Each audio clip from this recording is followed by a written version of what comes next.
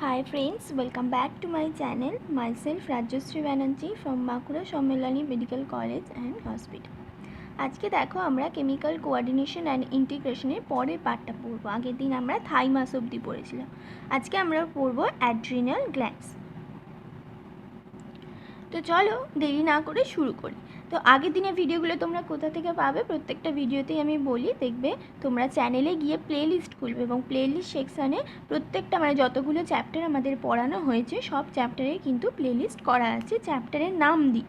সেই চ্যাপ্টারের নাম দিয়ে প্লেলিস্টটা খুললেই তোমরা পরপর ভিডিও টপিক ওয়াইজ পেয়ে যাবে। ওকে, তো চলো অ্যাড্রিনাল গ্ল্যান্ডস। তো অ্যাড্রিনাল গ্ল্যান্ডস তাহলে আমাদের কিন্তু অনেকগুলো গ্ল্যান্ডসই পড়া হয়ে গেল। কী কী গ্ল্যান্ডস পড়া হয়েছে? আমাদের পিটিউটারি গ্ল্যান্ডস পড়া হয়েছে, পিনিয়াল গ্ল্যান্ডস পড়া হয়েছে, থাইরয়েড, প্যারাথাইরয়েড এবং থাইমাস। আজকে যেটা পড়বো অ্যাড্রিনাল গ্ল্যান্ডস। তো কী বলছে? Our body has one pair of adrenal glands. One pair মানে দুটো, অর্থাৎ আমাদের বডিতে দুটো অ্যাড্রিনাল গ্ল্যান্ডস আছে।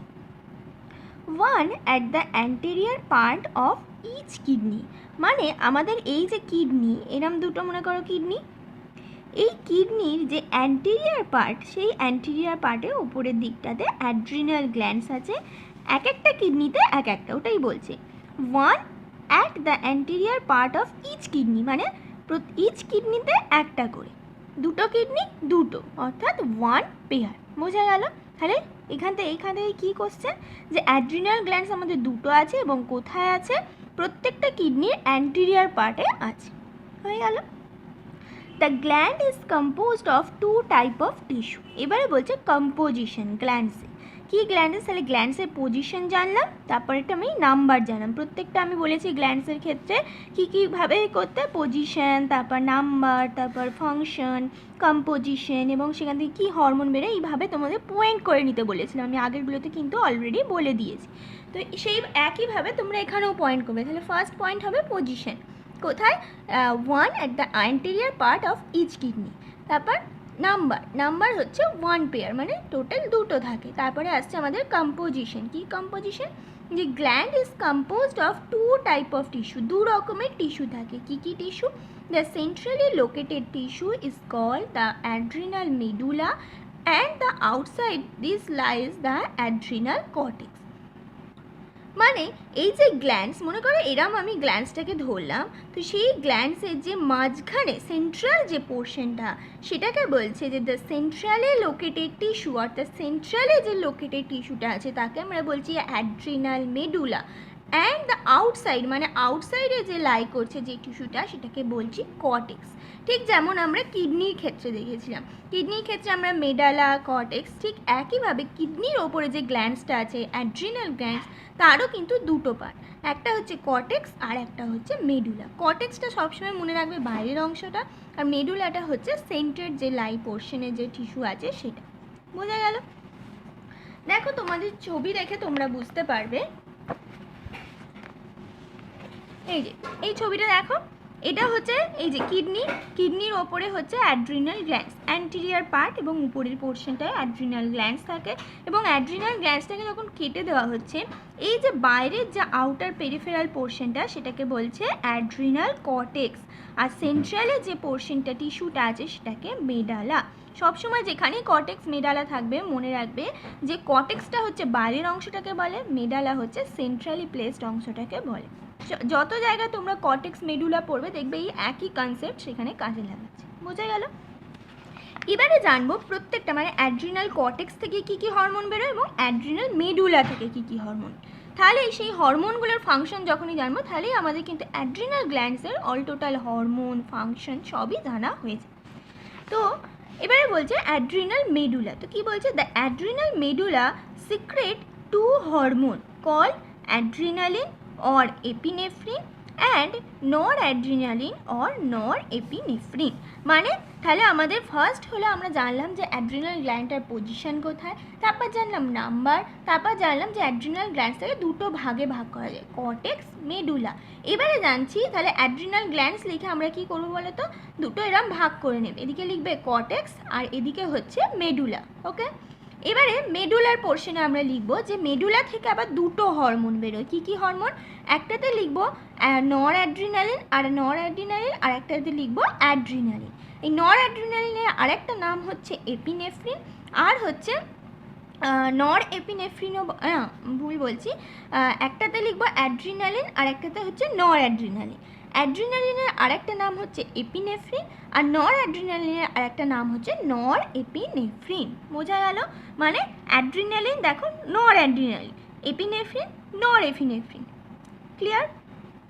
এবারে বলছি this are commonly called as catecholamines. মানে এই যে অ্যাড্রিনাল গ্ল্যান্ড সেটা হচ্ছে দুটো ভাগ হলো, কর্টেক্স, মেডুলা। মেডুলা থেকে দুটো হরমোন বেরোয়, কী কী? এপিনেফ্রিন আর নর এপিনেফ্রিন। এপিনেফ্রিনের আরেকটা নাম হচ্ছে কি? অ্যাড্রিনালিন। নর এপিনেফ্রিনের আরেকটা নাম হচ্ছে নর অ্যাড্রিনালিন। এই যে দুটো হরমোন বেরোলো, এই দুটো হরমোনকে একসাথে বলা হয় ক্যাটেকোলামাইন্স। বোঝা গেল? এবারে বলছি অ্যাড্রিনালিন মানে তোমাকে যদি কোশ্চেন আসে যে ক্যাটেকোলামাইন্স বলে কোনো কোশ্চেন আসে, তাহলে কিন্তু তোমাকে দুটো হরমোনের কথাই মাথায় রাখতে হবে, যে অ্যাড্রিনালিন এবং নর অ্যাড্রিনালিন। আর যদি স্পেসিফিক্যালি বলে দেয় যে নর অ্যাড্রিনালিন, তাহলে নর অ্যাড্রিনালিনের কথাটা মনে রাখবে। ঠিক আছে? Adrenaline and noradrenaline are rapidly secreted in response to stress of any kind and during emergency situation and are called emergency hormone or hormones of fight or flight. মানে কি বলছে? যে এই যে আমাদের অ্যাড্রিনালিন এবং নর অ্যাড্রিনালিন দুটোকে একসাথে কি বলে? ক্যাটাকোলামাইন্স। মানে তোমাকে অ্যাড্রিনালিন নর অ্যাড্রিনালিনও বলতে পারে, অথবা তোমাকে বলে দিতে পারে ক্যাটাকোলামাইন্স। দুটোর কথা কিন্তু একই। তো কি? আর র্যাপিডলি সিক্রেটেড, মানে এটা কোথা থেকে র্যাপিডলি সিক্রেটেড হয়? ইন রেসপন্স টু, মানে কার রেসপন্স, মানে কে রেগুলেট করে? যেমন আমরা জেনেছিলাম কি যে প্যারাথাইরয়েড হরমোনটা কি ক্যালসিয়ামের, আমাদের সার্কুলেটিং লেভেলে ক্যালসিয়াম কতটা আছে সেটার উপর রেগুলেট হয়। ঠিক একইভাবে এই অ্যাড্রিনালিন এবং নর অ্যাড্রিনালিন জানলাম যে অ্যাড্রিনাল মেডুলা থেকে সিক্রেট হয়, কিন্তু সেটাকে মানে রেগুলেট করে কি? সেটাই বলছে যে র্যাপিডলি সিক্রেট হয়, মানে প্রচুর পরিমাণে সিক্রেট হয়। কখন? In response to stress of any kind, মানে কোনো রকমের স্ট্রেস, মনে করো কোনো রকমের স্ট্রেস যাচ্ছে তোমার ওপর দিয়ে, and during emergency situation and are called emergency hormone or hormones of fight and flight. বা কোনো মনে করো ইমার্জেন্সি সিচুয়েশন হয়ে গেছে, তখন হচ্ছে এই হরমোনগুলো কী করে? তোমার বডিটাকে ঠিকভাবে রেগুলেট করতে সাহায্য করে। যেমন আমাদের পরীক্ষার সময় কি হয়, কোনো এক্সাম থাকলে তোমাদের নিটের এক্সামের আগের দিন কী হবে? স্ট্রেস লাগবে। তো তখন তোমাদের কিন্তু বডির মধ্যে এই অ্যাড্রিনালিন মানে ক্যাটাকোলামাইন্সের পরিমাণটা কিন্তু বেশি থাকবে। কেন? যে স্ট্রেসের জন্য আমাদের কিন্তু এটা র্যাপিডলি সিক্রেটেড হচ্ছে। ওকে, তাহলে সেটাকে বলছি সেই জন্য যে ইমার্জেন্সি সিচুয়েশনে, কোনো ইমার্জেন্সি মনে করো সিচুয়েশন হয়ে গেল, মানে কোথাও তুমি মনে করো ভয় পেয়ে গেলে, বা কোথাও থেকে তোমাকে মনে করো দৌড়ে আসতে হলো, কোনো একটা মনে করো রাস্তা দিয়ে যাচ্ছ, হঠাৎ করে দেখলে একটা বাঘ, তাহলে কী হবে? তোমাকে দৌড়ে যেতে হবে। তাহলে সেই সময় তোমার বডির মধ্যে কিছু চেঞ্জেস আসবে, সেই চেঞ্জেসগুলো কি হরমোনের জন্য হবে? এই ক্যাটাকোলামাইন্সের জন্য। এই তখন কি হয়? অ্যাড্রিনালিন এবং নর অ্যাড্রিনালিন র্যাপিডলি সিক্রেটেড হয়। বোঝা গেল কী কী কারণে র্যাপিডলি সিক্রেট হয়? এবং এই যে ইমার্জেন্সি সিচুয়েশনে এই হরমোনটা র্যাপিডলি সিক্রেটেড হয় বলে একে বলা হয় emergency hormone or hormones of fight and flight. বোঝা গেল? তাহলে এটা কিন্তু ভেরি ভেরি ইম্পর্টেন্ট যে ইমার্জেন্সি হরমোন কাকে বলা হয়। সেখানে ক্যাটাকোলামাইন্সও থাকতে পারে, অথবা অপশনে থাকতে পারে অ্যাড্রিনালিন অ্যান্ড নন অ্যাড্রিনালিন। দুটোর কথা কিন্তু একই, যে অ্যাড্রিনালিন এবং নর অ্যাড্রিনালিনকে একসাথে বলা হয় ক্যাটেকোলামাইন্স। বোঝা গেল? এরপরে দেখি দিস হরমোন ইনক্রিজ অ্যালার্টনেস, মানে এই যে ইমার্জেন্সি সিচুয়েশনটা থেকে কীভাবে এটা বার করে আনে বডিটাকে, সেটাই বলছে। যে এই হরমোনটা যে বেরোলো ইমার্জেন্সি সিচুয়েশনে সেটা কী কাজ করছে সেটাই বলছে। দিস হরমোন ইনক্রিজ অ্যালার্টনেস, মানে তোমার সতর্কতাটা বাড়িয়ে দেবে, যে তোমার চারপাশে কারা আছে এগুলো অ্যালার্ট হয়ে যাবে তোমার বডি সবসময়। পিউপিলারি ডাইলেশন, অর্থাৎ পিউপিল যে আছে আমাদের চোখের মধ্যে সেটার কী হবে? ডাইলেশন হয়ে যাবে। এবং পাইলো ইরেকশন, পাইলো ইরেকশন মানে কি? এই যে আমাদের গায়ে যে লোমগুলো আছে, যেটা বলি হেয়ার আছে, সেগুলো কি হবে? খাড়া খাড়া হয়ে যাবে। দেখবে কোনো সময় যদি তুমি ভয় পেয়ে যাও, তাহলে দেখবে বাচ্চাদের ক্ষেত্রে, খুব যারা ছোটো বাচ্চা তারা যদি কোনো কারণে ভয় পেয়ে যায়, তাদের চুলগুলো দেখবে খাড়া খাড়া হয়ে গেছে, মানে লম্বা লম্বা হয়ে গেছে, দাঁড়িয়ে গেছে। তো সেটা কেন হয়? সেটা এই হরমোনটার জন্যই হয়। যখন আমাদের দেখবে কোনো কারণে আমরা ভয় পেয়ে গেছি, আমাদের গায়ের লোমগুলো দেখবে খাড়া খাড়া হয়ে গেছে, তো সেইটা কেন হয়? সেটাই এই হরমোনটার জন্যই হয়, এবং সেইটাকে বলা হয় যে রেজিং অফ হেয়ার। বোঝা গেছে? এই রেজিং অফ হেয়ার সেটাকে বলা হয় পাইলো ইরেকশন। ইরেকশন মানে কি? সোজা। আর পাইলো ইরেকশন মানে হচ্ছে আমাদের লোমটা যখন সোজা সোজা হয়ে যায় তখন তাকে বলা হয় পাইলো ইরেকশন। এবং সেটা কখন হয়? যখন আমরা কোনো কারণে ভয় পেয়ে যাই। তো সেই ভয় পেয়ে যাই এবং কেন সেটা হয়? কারণ এই হরমোনটা তখন বেরোয় বলে, মানে আমরা ভয় পেয়ে গেলাম, তাহলে আমাদের এই হরমোনটা সিক্রেট হলো এবং এই হরমোনটা কি করে? ইনক্রিজ করে এই পাইলো ইরেকশনটা। এরপর কি? সোয়েটিং। তুমি যখন মনে করো খুব ভয় পেয়ে গেছো তখন দেখবে ঘামতে লেগে গেছো, এবং সেই ঘামাটাও তাহলে কি হয়? এই ইমার্জেন্সি হরমোনের জন্যই কিন্তু হচ্ছে। দেখবে তোমরা যখন পরীক্ষা দিতে ঢুকবে, পরীক্ষার আগের মুহূর্তে দেখবে খুব ঘাম হচ্ছে, খুব ভয় লাগছে। সেই ভয় কেন? এই যে স্ট্রেস, ইমার্জেন্সি সিচুয়েশন তখন আছে, এই হরমোন বেরোচ্ছে এবং তোমার বডির মধ্যে এই চেঞ্জেসগুলো নিয়ে আসছে। বোঝা যাচ্ছে? Both the hormone increase the heartbeat বেড়ে যায় পরীক্ষার সময় স্ট্রেস থেকে। এছাড়া যদি কোনো কারণে ভয় পেয়ে যাও, হার্টবিট আমাদের বেড়ে যায়। অর্থাৎ এই হরমোনগুলোই কিন্তু এই যে আমাদের ইমার্জেন্সি যে সিচুয়েশান, স্ট্রেস যে সিচুয়েশান, সেই সিচুয়েশানটাকে কন্ট্রোল করার জন্য, ঠিকঠাক রাখার জন্যই এই জিনিসগুলো করে থাকে। কী কী করে? হার্টবিট বাড়িয়ে দেয়, increase the strength of heart contraction, হার্টের কন্ট্রাকশনের যে স্ট্রেংথটা সেটাকে বাড়িয়ে দেয়, মানে বেশি বেশি পরিমাণে ব্লাড বেরোতে থাকে, অর্থাৎ কার্ডিয়াক আউটপুট যেটা আমাদের, সেইটা আমাদের বেড়ে যায়। কারণ স্ট্রোক ভলিউমও বেড়ে যাবে, হার্ট রেটও বেড়ে যাবে। তাহলে কার্ডিয়াক আউটপুট ইকুয়ালস টু কি জানি? Stroke volume into heart rate. তো সব কটাই বেড়ে যাচ্ছে আমাদের ইমার্জেন্সি সিচুয়েশনে। এবং সেটা কোন হরমোনের জন্য হচ্ছে? এই হরমোনগুলোর জন্য, ক্যাটেকোলামাইন্স, যেটা হচ্ছে অ্যাড্রিনালিন এবং নর অ্যাড্রিনালিন। সেটা কোথা থেকে সিক্রেট হয়? সেই যে কিডনির ওপরে সামনের দিকে অ্যান্টেরিয়ার পার্টে অ্যাড্রিনাল গ্ল্যান্ডস আছে, তার দুটো অংশ আছে, অ্যাড্রিনাল কর্টেক্স এবং মেডুলা। সেই মেডুলা থেকে হচ্ছে এই হরমোনগুলো সিক্রেট করছে এবং বডির মধ্যে এই চেঞ্জেসগুলো আনছে। এছাড়া কি দেখো? রেট অফ রেসপিরেশনটাও আমাদের বাড়িয়ে দেয়, অর্থাৎ খুব তাড়াতাড়ি আমরা শ্বাস প্রশ্বাস নিতে শুরু করি। Catecholamines also stimulate the breakdown of glycogen, resulting in an increased concentration of glucose in blood. অর্থাৎ গ্লাইকোজেন আমাদের কি হয়? আমরা গ্লুকোজ অনেক পরিমাণে যখন খাবার খাই, কি হয়? গ্লুকোজটা হচ্ছে আমাদের ব্লাডে বেড়ে যায়, তখন কি হয়? গ্লুকোজ থেকে আমাদের গ্লাইকোজেন রূপে হচ্ছে স্টোর হয়ে থাকে বডিতে। তো এই যখন স্ট্রেস সিচুয়েশন বা ইমার্জেন্সি সিচুয়েশন আসে তখন কি করে? ওই হরমোনগুলো এসে কি করে? ওই যে গ্লাইকোজেনগুলো আছে স্টোর, সেগুলোকে হচ্ছে ভেঙে দেয়, এবং সেগুলোকে ভেঙে দিয়ে কি হয়? গ্লুকোজ সাপ্লাই করে বডির মধ্যে। এছাড়া কি করে? In addition they also stimulate the breakdown of lipid and protein. Lipid এবং প্রোটিন যেগুলো আছে সেগুলোরও হচ্ছে ব্রেকডাউন করে দেয়। তাহলে কি কি হলো ইমার্জেন্সি সিচুয়েশনে? দেখো, ইমার্জেন্সি সিচুয়েশনে যেগুলো কাজগুলো হয়ে থাকে সেই সব কিন্তু কাজগুলো কন্ট্রোল করে থাকে এই হরমোন। কি দেখো, আরেকবার বলছি, আমাদের অ্যালার্টনেস কিন্তু বেড়ে যায় ইমার্জেন্সি সিচুয়েশনে, পিউপিলারি ডাইলেশন হয়, পাইলো ইরেকশন হয়, সোয়েটিং হয়, এছাড়া হচ্ছে কি হয়? হার্টবিট বেড়ে যায়, হার্ট কন্ট্রাকশনের স্ট্রেংথটা বেড়ে যায়, রেট অফ রেসপিরেশনও বেড়ে যায়। দেখো, এগুলো কিন্তু মুখস্থ করা সেরকম কিছু নেই। তোমরা যদি মনে করো যে আমাদের পরীক্ষার সময় কি হয়, পরীক্ষার সময় তোমাদের হার্ট রেট অনেক সময় বেড়ে যায় ভয় পেয়ে, সবারই হয়। এবং দেখবে আমরা কোনো সময় ভয় পেয়ে গেলে আমরা ঘামতে শুরু করি, লোমগুলো খাড়া খাড়া হয়ে যায়। তো এগুলো এরমভাবে ভেবে ভেবে পড়বে যে তোমার ভয় পেলে তোমার কি হয়, বা তুমি মনে করো রাস্তা দিয়ে যাচ্ছ কিছু একটা ভয়ঙ্কর দেখলে, তাহলে তোমার কি কি মনে হবে তখন। দেখবে সব কটাই কিন্তু এর সাথে সাথে মিলে যাচ্ছে, সেইগুলোই হবে এই হরমোনের কাজ। আর গ্লুকোজ এই লিপিড এবং প্রোটিনকে ভেঙে দেয়, আর যে গ্লাইকোজেন স্টোর থাকে সেটাকেও হচ্ছে ভেঙে দেয়। এই হয়ে গেল আমাদের অ্যাড্রিনাল মেডুলা। তাহলে অ্যাড্রিনাল মেডুলা থেকে কি কি হরমোন বেরোয় এবং সেগুলো জানলাম ইমার্জেন্সি সিচুয়েশনে কাজে লাগে, তাই তাকে বলা ইমার্জেন্সি হরমোন। আর তাদের কাজগুলো আমরা জানলাম, এবং এগুলোকে তোমরা নিজেদের লাইফের সাথে রিলেট করে ভাববে যে এই কাজগুলো তোমাদেরও হয় কি না। তাহলে দেখবে সবকটাই মোটামুটি কিন্তু হয়ে থাকে, ঠিক আছে? তাহলে সেগুলো অত মুখস্থ করার, ওইরকমভাবে চোখ বন্ধ করে মুখস্থ করার চেষ্টা করবে না, ভেবে ভেবে করবে, দেখবে রিলেট করতে পারবে। ওকে, এবারে আসছে অ্যাড্রিনাল কর্টেক্স, অর্থাৎ মেডুলা পার্টটা আমাদের হয়ে গেল। এবারে আসছে আমাদের কর্টেক্স। কর্টেক্সে কি বলছে? The adrenal cortex can be divided into 3 layers. অর্থাৎ এই অ্যাড্রিনাল গ্ল্যান্ডসটাকে আমরা দুটো ভাগে ভাগ করলাম, কর্টেক্স, মেডুলা। মেডুলাটা আমরা পড়ে নিলাম। এবার আবার কর্টেক্সটাকে বলছে আবার 3টে ভাগে ভাগ করে। তাহলে আমাদের কর্টেক্সটায় আমরা আবার 3টে অ্যারো দিয়ে দেবো। এর 3টে ভাগ কী কী বলছে? কল্ড জোনা রেটিকিউলারিস, অর্থাৎ ইনার যে পার্টটা সেটাকে বলছে, মানে এই যে ইনার পার্টটা সেটা হচ্ছে জোনা রেটিকিউলারিস। তারপরে মিডল যে পার্টটা সেটাকে বলছে জোনা ফ্যাসিকিউলেটা অ্যান্ড জোনা গ্লোমেরুলাসা, যেটা বাইরের পার্ট। এই নামগুলো কিন্তু মুখস্থ রাখতে হবে। কি কি? রেটিকিউলারিস, ফ্যাসিকিউলেটা আর গ্লোমেরুলাসা। 3-4 দিন সকালবেলা উঠে একটুখানি এটা মনে রাখার চেষ্টা করবে, দেখবে মনে রয়ে যাবে। ভিতরেরটা হচ্ছে রেটিকিউলারিস, মাঝখানেরটা হচ্ছে ফ্যাসিকিউলেটা, বাইরেরটা হচ্ছে গ্লোমেরুলোসা। ওকে, এবারে বলছে the adrenal cortex secrete many hormone, মানে এটা অনেক হরমোন সিক্রেট করে। কি বলছে? Commonly called as corticoids. তাহলে অ্যাড্রিনাল মেডুলা থেকে যে হরমোনগুলো বেরোলো সেগুলোকে আমরা কি কমনলি কি বললাম?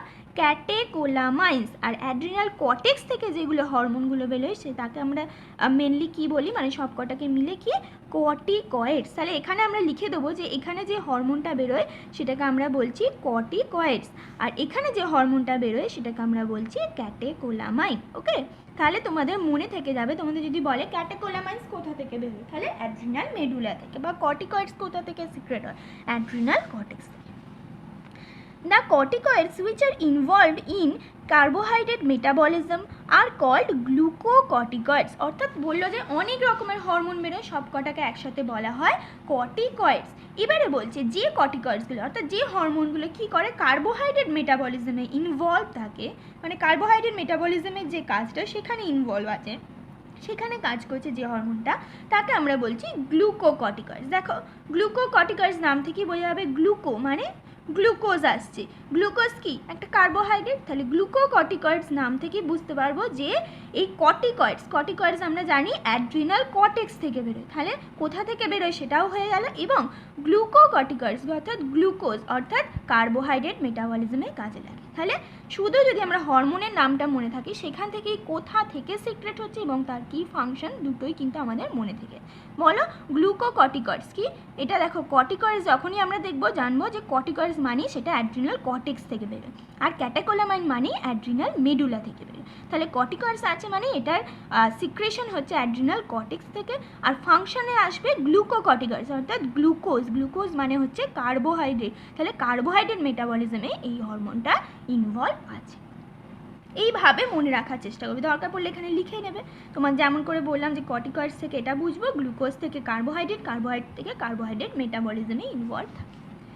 এরপর আসছে in our body cortisol is the main glucocorticoids. অর্থাৎ এই গ্লুকোকর্টিকয়েডসের আবার বলছে মানে অনেকগুলো হরমোনই হয়তো কার্বোহাইড্রেট মেটাবলিজমে কাজে লাগছে, তো তার মধ্যে মেন যেটা সেটা হচ্ছে cortisol is the main glucocorticoids. Okay, corticoids which regulate the balance of water and electrolytes in our body are called mineralocorticoids। অর্থাৎ যে কর্টিকয়েডসগুলো আমাদের বডির মধ্যে ওয়াটার এবং আমাদের ইলেকট্রোলাইটের ব্যালেন্সটাকে রেগুলেট করছে সেটা হচ্ছে মিনারেলোকর্টিকয়েডস।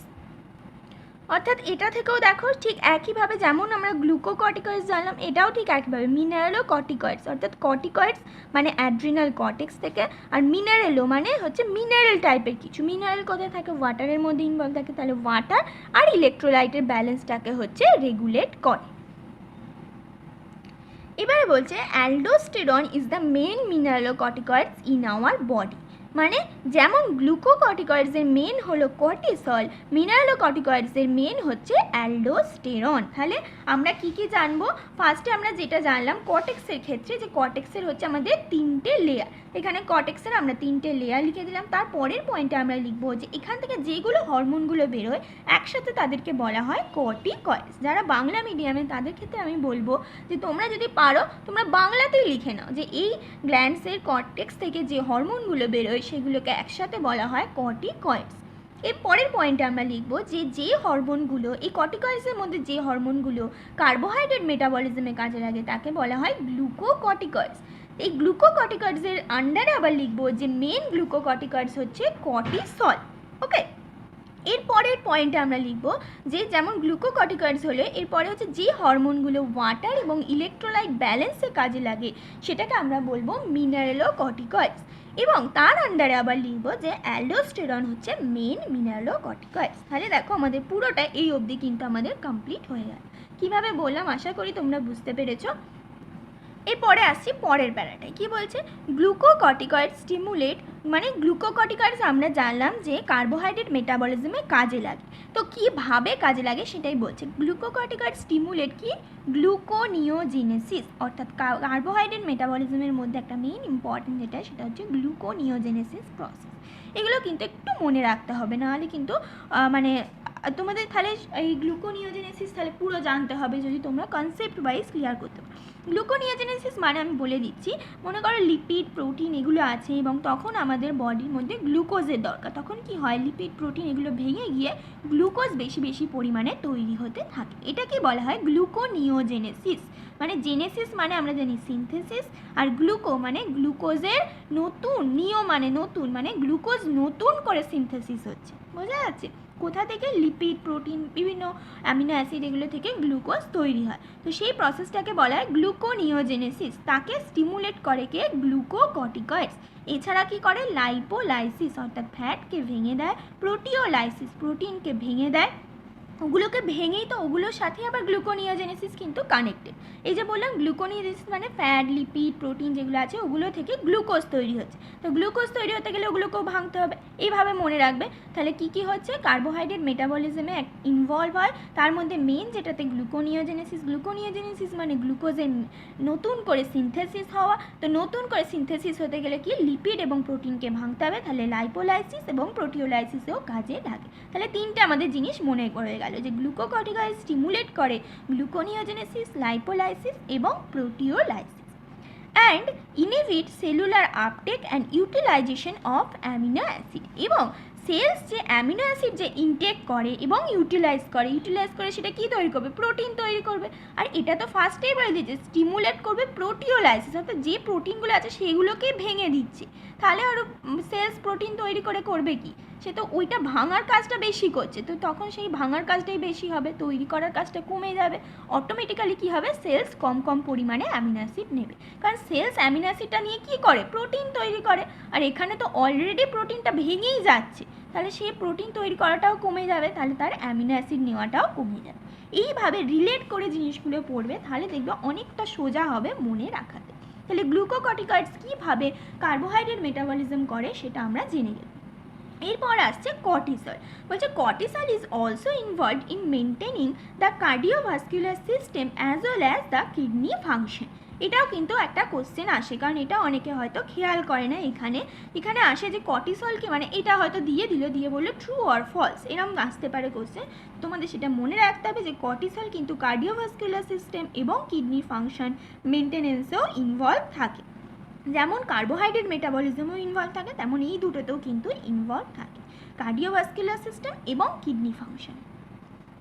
এবার আসছে গ্লুকোকর্টিকয়েডস, বলছে particularly cortisol produces anti inflammatory reaction and suppress the immune response. অর্থাৎ কি বলছে কর্টিসল যেটা আছে সেটা বলছে যে প্রডিউস করে কি অ্যান্টি ইনফ্ল্যামেটরি রিয়াকশন, অর্থাৎ ইনফ্ল্যামেশনের জন্য যে রিয়াকশন হয় সেটা অ্যান্টি ইনফ্ল্যামেটরি রিয়াকশনটাকে প্রডিউস করে এবং কি করে আমাদের ইমিউন রেসপন্সটাকে সাপ্রেস করে দেয়। এই কাজগুলো কিন্তু মনে রাখতে হবে যে কর্টিসলের কি কি কাজ আছে, সেগুলোকে তোমরা পারলে পয়েন্ট ওয়াইজ লিখেও নিতে পারো, যেভাবে তোমরা মনে রাখতে চাও সেভাবে তোমরা মনে রাখবে। ওকে, তারপরে কি বলছে কর্টিসল, এখান থেকে ছোটো ছোটো কোশ্চেন আসে যে কর্টিসলের ফাংশন বলে আসে, সেখানে অপশন থাকবে, তো তোমরা যদি সব কটা ফাংশন না জানো তাহলে তোমাদের কিন্তু অসুবিধা হতে পারে, তো সেই জন্য সব কটা ফাংশনই কিন্তু মনে রাখতে হবে।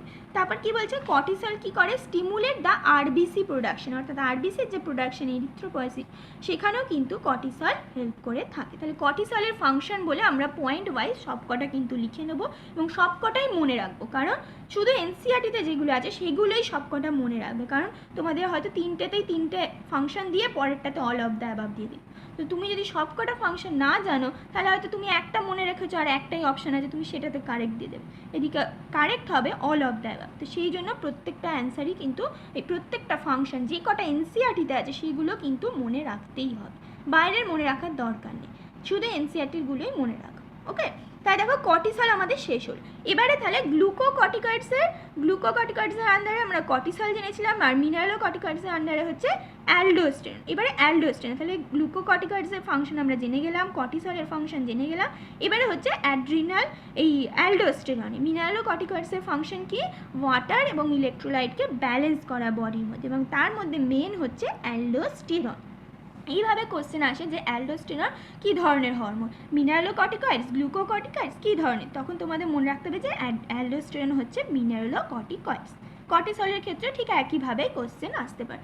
ভেরি ভেরি ইম্পর্টেন্ট কিন্তু জায়গা এই অ্যাড্রিনাল গ্ল্যান্ডস। ওকে, তারপরে আসছে আমাদের কি বলছে, aldosterone act mainly at the renal tubule and stimulate the reabsorption of Na+ and water and excretion of K+ and phosphate ion. অর্থাৎ অ্যালডোস্টেরন হচ্ছে একটা মিনারেলোকর্টিকয়েডসের ফাংশন জেনেছি ওয়াটার এবং ইলেকট্রোলাইটকে ব্যালেন্স করে। তো সেটা কীভাবে ব্যালেন্স করে, কীভাবে বলছে, অ্যালডোস্টেরন কী করে, অ্যাক্ট করে mainly at the renal tubule. আমরা জেনেছি এক্সক্রিশন সিস্টেমে, যেখানে তোমাদের এক্সক্রিশন অ্যান্ড এলিমিনেশন যে চ্যাপ্টারটা, ওটা অলরেডি পড়ানো হয়ে গেছে। তখন আমরা জেনেছিলাম যে রেনাল যে টিউবিউলস আছে, পিসিটি, ডিসিটি, হেনলিজ লুপ, তো সেইখানে দেখেছিলাম আমাদের যে কিছু জিনিস সিক্রেশন হচ্ছে এবং কিছু জিনিস অ্যাবজর্পশন হচ্ছে। তো এই অ্যালডোস্টেরন কী করে, স্টিমুলেট করে অ্যাবজর্পশনকে, কার অ্যাবজর্পশনকে, Na+ এবং ওয়াটারে, আর এবং এক্সক্রিশন, কার এক্সক্রিশনে স্টিমুলেট করে, K+ এবং ফসফেট আয়ন। তাহলে অ্যালডোস্টেরন কী করে, সেই রেনাল টিউবিলস থেকে Na+ এবং ওয়াটারের যে অ্যাবজর্পশন সেটাকে বাড়িয়ে দেয়, এবং সিক্রেশন অফ K+ এবং ফসফেট আয়ন এটাকেও বাড়িয়ে দেয়। মানে অ্যাবজর্ব করে Na+ এবং ওয়াটার বেশি বেশি, আর মানে K+ এবং ফসফেট আয়ন বেশি বেশি হচ্ছে ইউরিনের মধ্যে ছেড়ে দেয় এই হরমোনের মাধ্যমে। এর ফলে কি হয়, আমাদের বডিতে ওই যে ওয়াটারটা বেরিয়ে যাচ্ছিলো ইউরিনের মাধ্যমে, সেই ওয়াটারটাও আমাদের বডিতে চলে এলো, এবং Na+ যেটা ইলেকট্রোলাইট হিসেবে কাজ করে সেটাও আমাদের বডিতে চলে এলো। ফলে কি হলো, বডির মধ্যে ওয়াটার এবং ইলেকট্রোলাইট ব্যালেন্সটা ঠিকঠাক থাকলো। Thus, এইভাবে aldosterone helps in the maintenance of the electrolyte, body fluid volume, osmotic pressure and blood pressure.